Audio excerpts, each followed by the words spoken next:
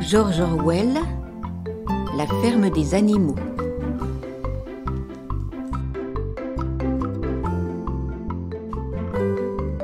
Chapitre 6.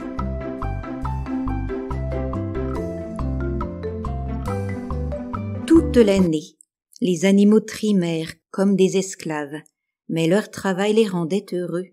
Ils ne rechignaient ni à la peine, ni au sacrifice, sachant bien que, de tout le mal qu'ils se donnaient, eux-mêmes recueilleraient les fruits, ou à défaut leur descendance, et non une bande d'humains désœuvrés tirant les marrons du feu. Tout le printemps et pendant l'été, ce fut la semaine de 60 heures, et en août Napoléon fit savoir qu'ils auraient à travailler aussi les après-midi du dimanche. Ce surcroît d'efforts leur était demandé à titre tout à fait volontaire, étant bien entendu que tout animal qui se récuserait aurait ses rations réduites de moitié. Même ainsi, certaines tâches durent être abandonnées. La moisson fut un peu moins belle que l'année précédente, et 2 champs qu'il eût fallu ensemencer de racines au début de l'été furent laissés en jachère, faute d'avoir pu achever les labours en temps voulu. On pouvait s'attendre à un rude hiver. Le moulin à vent présentait des difficultés inattendues. Il y avait bien une carrière sur le territoire de la ferme, ainsi qu'abondance de sable et de ciment dans une des remises. Les matériaux étaient donc à pied d'œuvre, mais les animaux butèrent tout d'abord sur le problème de la pierre à morceler en fragments utilisables. Comment s'y prendre? Pas autrement, semblait-il, qu'à l'aide de leviers et de pics. Voilà qui les dépassait, aucun d'eux ne pouvant se tenir longtemps debout sur ses pattes arrière. Il s'écoula plusieurs semaines en efforts vains, avant que quelqu'un ait l'idée juste. Utiliser la loi de la pesanteur. D'énormes blocs, bien trop gros pour être employés tels quels, reposaient sur le lit de la carrière. Les animaux les entourèrent de cordes, puis tous ensemble, vaches, chevaux, moutons, et chacun de ceux qui pouvaient tenir une corde, même les cochons prêtaient patte forte aux moments cruciaux, se prirent à hisser ces blocs de pierre, avec une lenteur désespérante, jusqu'au sommet de la carrière. De là, basculés par-dessus bord, ils se fracassaient en morceaux au contact du sol. Une fois ces pierres brisées, le transport en était relativement aisé. Les chariots les charriaient par tombereaux, les moutons les traînaient, un moellon à la fois. Edmé la chèvre et Benjamin l'âne en étaient aussi, attelés à une vieille patache et payant de leur personne. Sur la fin de l'été, on disposait d'assez de pierres pour que la construction commence. Les cochons supervisaient. Lent et pénible cours de ces travaux.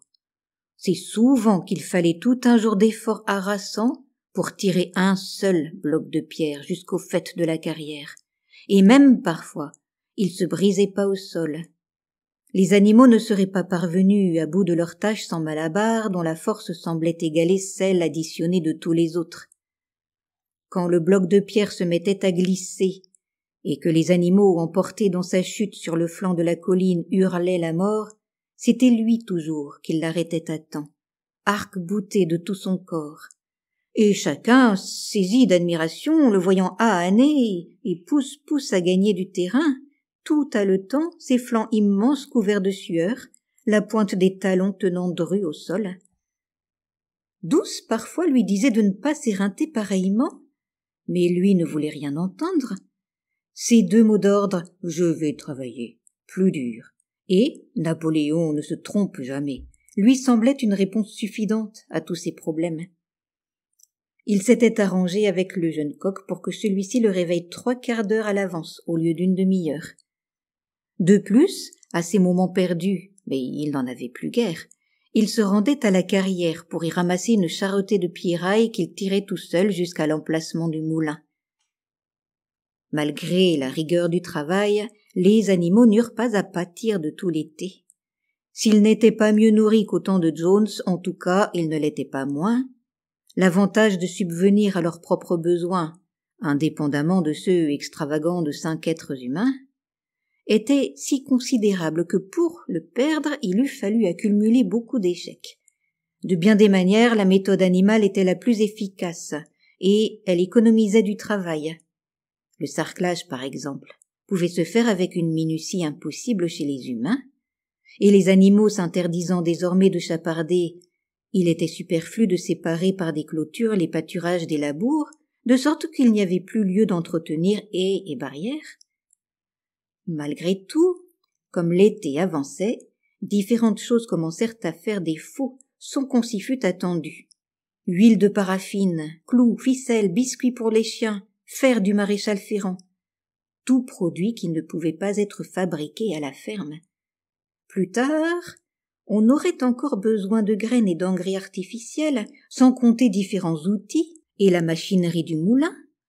Comment se procurer le nécessaire? C'est ce dont personne n'avait la moindre idée. Un dimanche matin, que les animaux étaient rassemblés pour recevoir leurs instructions, Napoléon annonça qu'il avait arrêté une ligne politique nouvelle. Dorénavant, la ferme des animaux entretiendrait des relations commerciales avec les fermes du voisinage. Non pas bien entendu pour faire du négoce, mais simplement pour se procurer certaines fournitures d'urgente nécessité. Ce qu'exigeait la construction du moulin devait, dit-il, primer toute autre considération. Aussi était-il en pourparlers pour vendre une meule de foin et une partie de la récolte de blé. Plus tard, en cas de besoin d'argent, il faudrait vendre des œufs.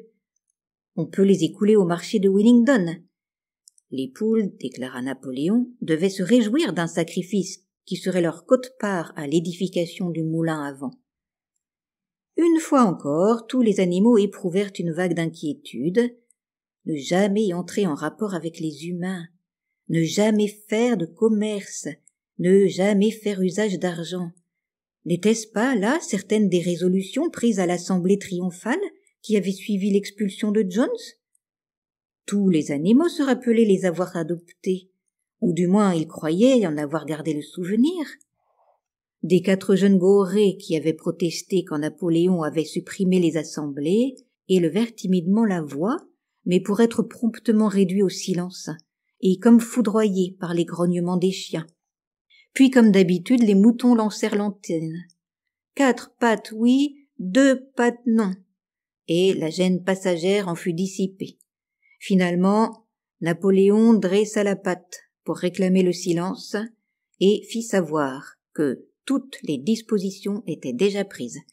Il n'y aurait pas lieu pour les animaux d'entrer en relation avec les humains, ceux qui manifestement seraient on ne peut plus malvenus. De ce fardeau, il se chargerait lui-même.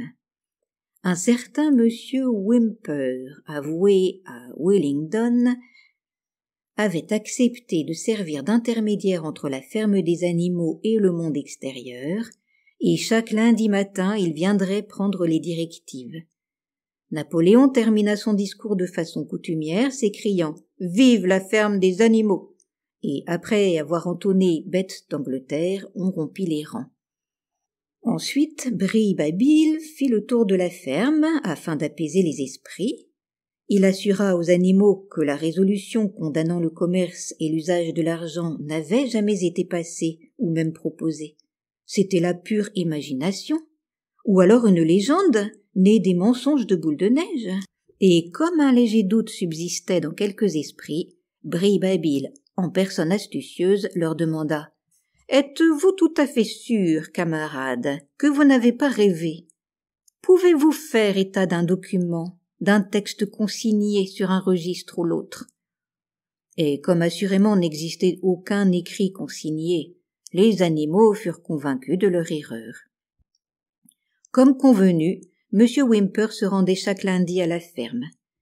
C'était un petit homme à l'air retors, qui portait des favoris, un avoué dont l'étude ne traitait que de piètres affaires. Cependant, il était assez bien finaud pour avoir compris avant tout autre que la ferme des animaux aurait besoin d'un courtier, et les commissions ne seraient pas négligeables. Les animaux observaient ces allées et venues avec une sorte d'effroi, et ils l'évitaient autant que possible. Néanmoins, voir Napoléon, à 4 pattes, donner des ordres à ceux 2 pattes, réveilla leur orgueil et les réconcilia en partie avec les dispositions nouvelles. Leurs relations avec la race humaine n'étaient plus tout à fait les mêmes que par le passé. Les humains ne haïssaient pas moins la ferme des animaux de la voir prendre un certain essor. À la vérité, ils la haïssaient plus que jamais. Chacun d'eux avait tenu pour article de foi que la ferme ferait faillite à plus ou moins brève échéance, et quant au moulin à vent, il était voué à l'échec.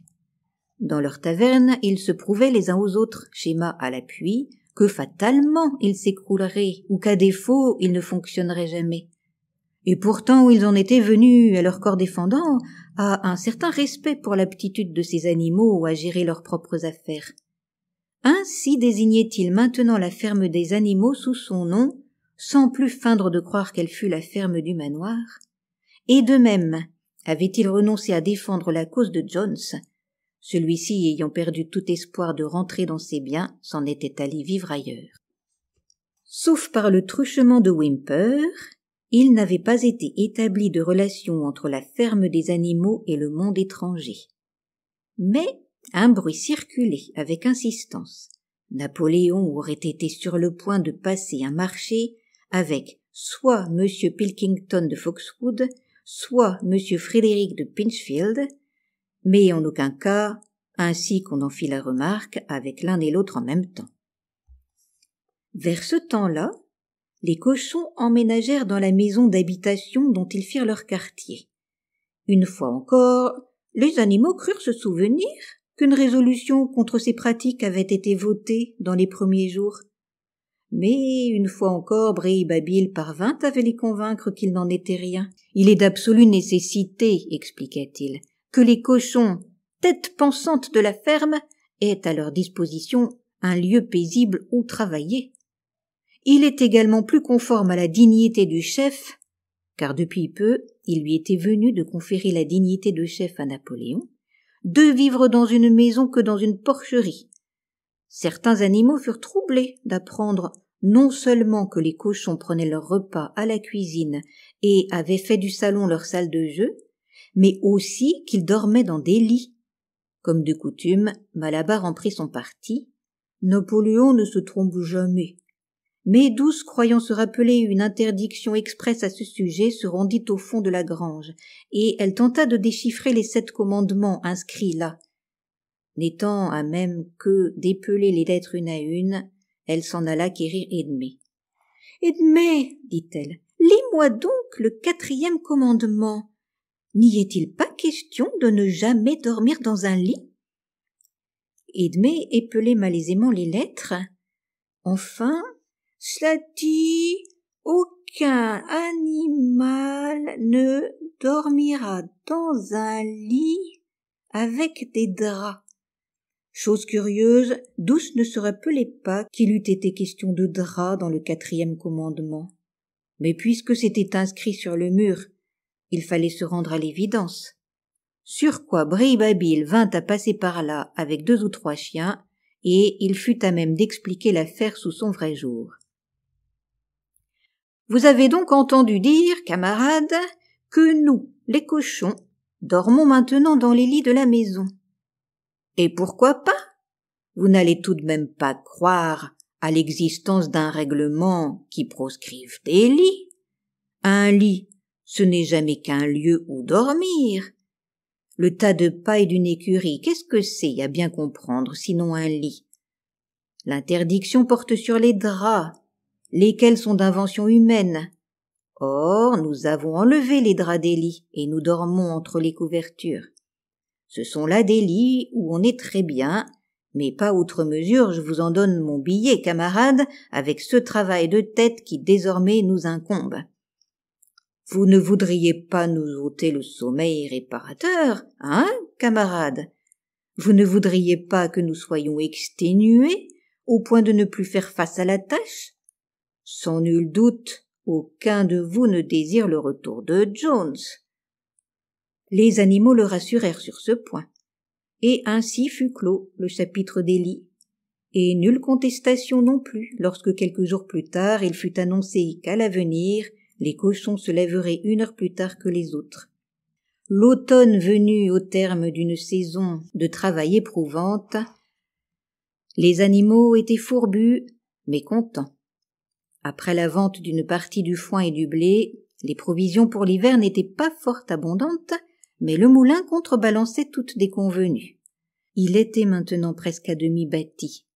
Après la moisson, un temps sec sous un ciel dégagé fit que les animaux trimèrent plus dur que jamais, car, se disait-il, il valait bien la peine de charroyer tout le jour des quartiers de pierre, si, ce faisant, on exhaussait d'un pied les murs du moulin. Malabar allait même au travail tout seul, certaines nuits, 1 heure ou 2, sous le clair de lune de septembre. Et, à leurs heures perdues, les animaux faisaient le tour du moulin en construction, à n'en plus finir, en admiration devant la force et l'aplomb des murs, et s'admirant eux-mêmes d'avoir dressé un ouvrage imposant tel que celui-là. Seul le vieux Benjamin se refusait à l'enthousiasme, sans toutefois rien dire que de répéter ses remarques sibyllines sur la longévité de son espèce. Ce fut novembre et les vents déchaînés du sud-ouest. Il fallut arrêter les travaux, car avec le temps humide, on ne pouvait plus malaxer le ciment. Une nuit, enfin, la tempête souffla si fort que les bâtiments de la ferme vacillèrent sur leurs assises, et plusieurs tuiles du toit de la grange furent emportées. Les poules, endormies, sursautèrent, caquetant d'effroi. Toutes, dans un même rêve, croyaient entendre la lointaine décharge d'un fusil. Au matin, les animaux, une fois dehors, s'aperçurent que le mât avait été abattu et un orme au bas du verger arraché au sol comme un simple radis. Ils en étaient là de leur découverte, qu'un cri désespéré leur échappa. C'est qu'ils avaient sous les yeux quelque chose d'insoutenable, le moulin en ruine. D'un commun accord, ils se ruèrent sur le lieu du désastre. Napoléon, dont ce n'était pas l'habitude de hâter le pas, courait devant. Eh oui, gisait là le fruit de tant de luttes, ces murs rasés jusqu'aux fondations, et ces pierres éparpillées que si péniblement ils avaient cassées et charriées. Stupéfiés, les animaux jetaient un regard de deuil sur ces éboulis. En silence, Napoléon arpentait le terrain de long en large, reniflant de temps à autre, la queue crispée, battant de droite et de gauche, ce qui, chez lui, était l'indice d'une grande activité de tête.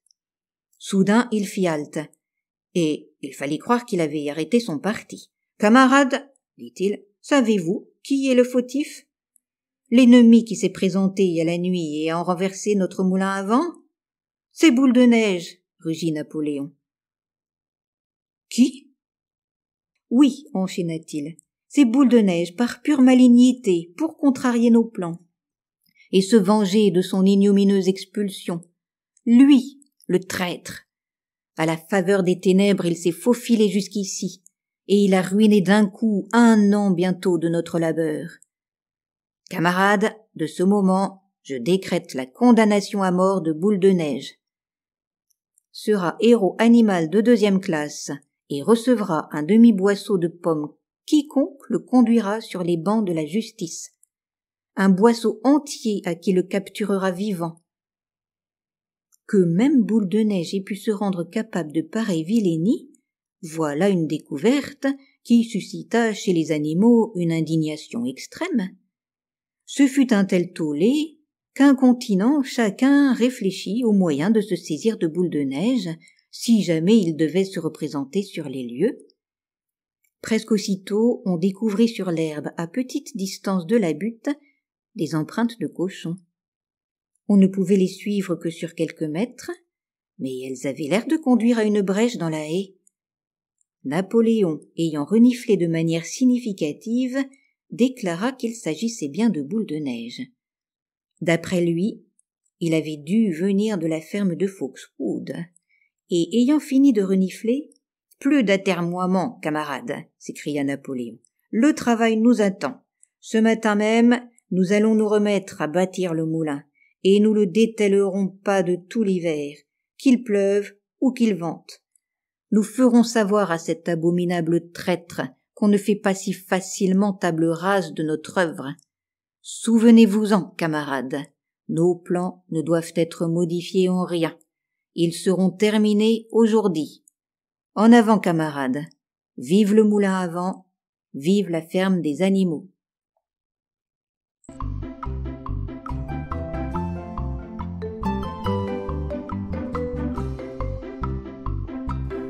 Si cela vous a plu, vous pouvez retrouver d'autres histoires et poésies sur ma chaîne Entendre lire.